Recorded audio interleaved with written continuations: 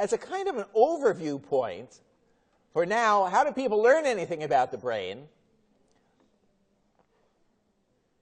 One question, of course, when you bring up the topic, how do you learn anything about the brain, is what are you trying to learn? What is your level of analysis? In the study of the brain, one of the things that makes matters complicated, yet leads to advances in this field, is that there's more than one way to pitch your analysis of the brain. So, starting at the simplest level, the brain contains individual cells, a whole ton of them. I mean, nobody has really taken apart somebody's brain cell by cell and counted them up, so everything's an estimate. So 100 billion is an estimate, but it's like that. That would be a ballpark estimate. We'll get to the anatomy of these cells. They have some specific unique anatomical features. They're set up to take in signals and send out signals, so that even the individual cell, there's quite a lot of complexity in the brain. There's 100 billion of these cells, and they aren't just these lumpy things you drew in the 5th grade, there's the cell. These are really complex cells that take in signals, that integrate a bunch of signals, and quotes here, decide whether to send out a new signal as a result of their integration of other signals from other cells. And every cell is doing that in connection with hundreds of other cells. So there's a lot going on upstairs, even if you're just watching TV. So those are the ways of studying the brain as a whole. Fortunately, there's time to point out the plain old nuts and bolts of what happens when you zoom all the way into the level of the individual cell. So here comes some actual concrete biology-type details.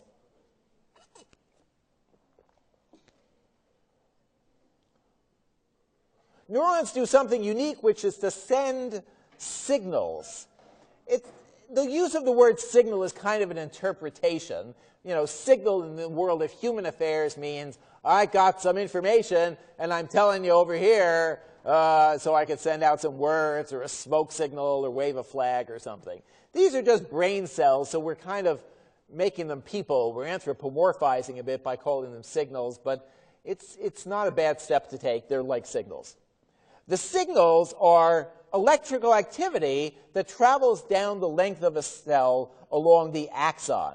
So this, I know the font there, I chose font 0.5 size, but there's obviously pictures in the book. This part of the cell here, so the cell has a cell body.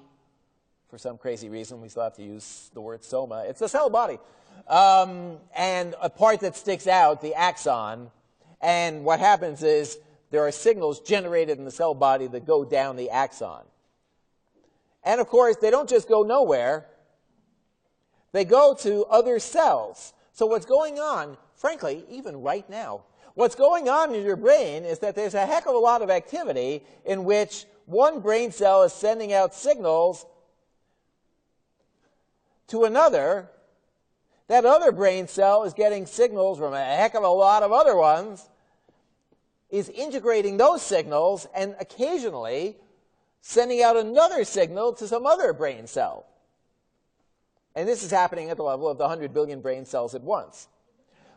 A particularly interesting feature here is what actually happens for the communication. As we mentioned once before, but let's face it, here it is again. There's two possibilities. One is that these, like two wires in extension cords, as I said once, are literally wired together, and these things are stuck together. But that's not what happens. There's something between a space. It's not a big space, but a space between the cells. In all cases, there's that space that's called a synapse. And in a second, even before class ends, in the next 5 minutes, this is not just trivia. This accounts for why something that's of interest occurs. The synapse is a gap between any two neurons, which are never just wired together. And the neurons communicate through chemistry rather than electronics. So whoever decided on this, I don't know what they were thinking, but the way they wired up the brain is that it's simultaneously electrical and chemical, and instead of the electricity just flowing directly, there's a process in which It stops, it hits a gap, there's an entirely biochemical process, and then the electronic process starts again. So what happens is, between any two cells, there are sets of essentially molecules that have a certain shape that allow them to fit on the next cell that are called neurotransmitters. So the neurotransmitters, which are a big deal in the world of brain science, are these biochemicals that allow the cells to communicate one to another. They're stored in these little vesicles, and the idea is that when there's a firing of the cell, these vesicles move to the end of the cell and release, or are more likely to release, neurotransmitters that make their way to the next cell. And that's the way that the cells communicate. If you have a decent electron microscope, this is a couple of years old, I suspect people have better pictures by now, but you can, this is not just an abstraction. If you zoom in well enough so that that's a mere 50 nanometers, you can see these things. There's the cell, there's the vesicles, and then if it fires, it opens up. Though I don't want to rely too much on simple little videos you can see at home, I will do this 40-second video kind of quickly, maybe in 40 seconds.